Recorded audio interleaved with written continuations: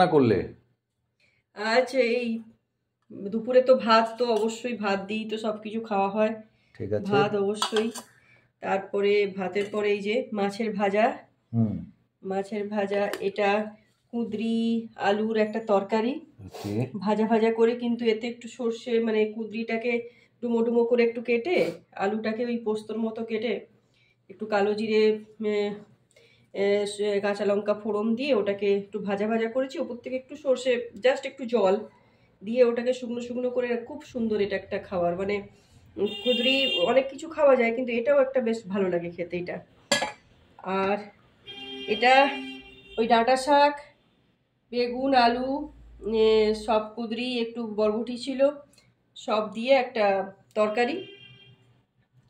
আর ডাঁটা ভাটাও আছে, যে ডাঁটা ভাটা দিয়ে সব দিয়ে তরকারি।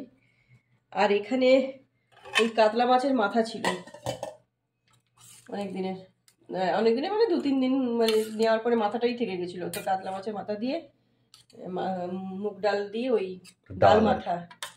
ডাল মাথা, এটা এই যে ডাল মাথা, এই যে মাথা, ডাল মাথা করেছি।